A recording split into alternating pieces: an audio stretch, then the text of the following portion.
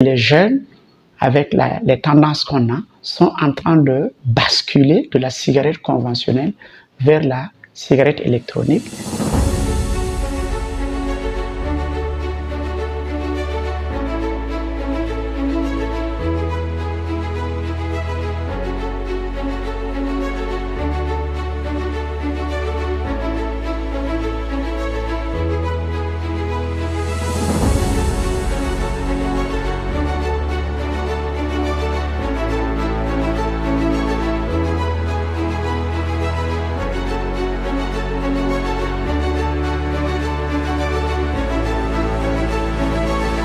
Que la cigarette électronique, ses caractéristiques ou sa spécificité est liée au fait que c'est discret. Parfois, la personne tient une cigarette et tu ne te rends même pas compte que c'est une cigarette. C'est ce qui rend un peu difficile cet aspect-là. Mais de façon globale, on peut dire que c'est une vraie préoccupation. Le tabac reste du tabac, que ce soit du tabac synthétique ou du tabac conventionnel fait à base de feuilles, ça reste du tabac.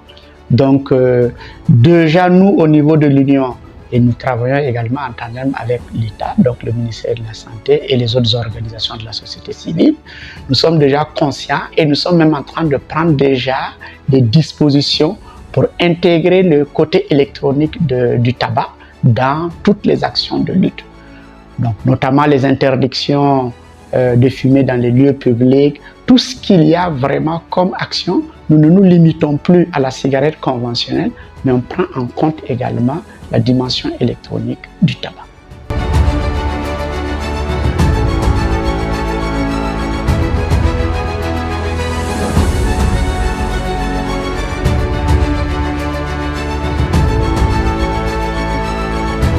En réalité, l'idéal serait qu'on fasse une interdiction totale.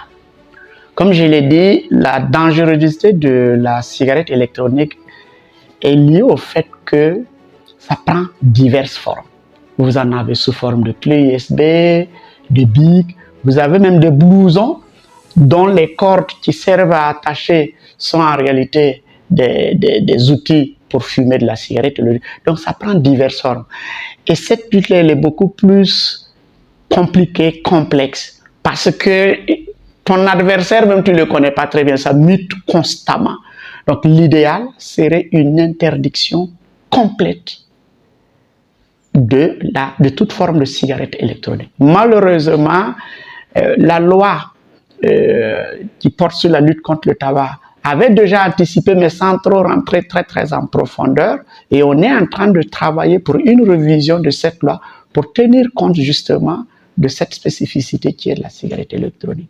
Donc ce n'est pas un souhait, on est dedans. Donc, quand on dit souhait, c'est comme si on souhaitait. Maintenant, nous-mêmes, on est dedans et on incite l'État à prendre en compte ce phénomène-là qu'il ne faut absolument pas sous-estimer. Parce que c'est en train d'annuler pratiquement une trentaine d'années ou une vingtaine d'années d'efforts de lutte contre le tabac. Et ça, c'est pas intéressant.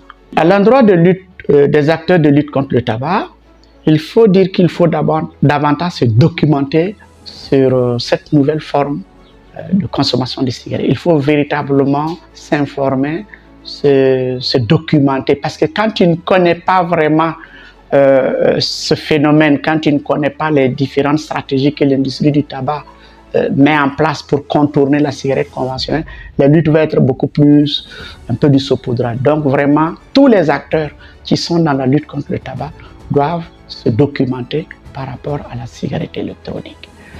Je crois que les jeunes, malheureusement, c'est par ignorance. C'est ça le gros problème. Nous avons un premier problème, un gros problème d'ignorance et une envie d'aller vers la mode sans rien comprendre. La cigarette électronique, beaucoup rentrent chicha ou toutes les autres formes de cigarettes électroniques qu'on a, c'est beaucoup plus la tendance, on veut vivre la mode. Et l'éthique ne facilite pas la tâche parce que tous les jeunes qui sont sur les Android en train de regarder des vidéos, malheureusement, ils prennent pas mal d'exemples qui sont vraiment de très mauvais exemples. Donc le souhait serait déjà que les établissements scolaires, que ce soit le primaire, que ce soit le secondaire ou même au niveau universitaire, l'idéal serait que déjà les chefs d'établissement intègrent cette problématique-là dans, j'allais dire, dans leur cursus. Si au niveau des élèves, on réussit déjà à renforcer leur capacité à comprendre mieux les dangers liés au tabac, je crois que c'est déjà une victoire.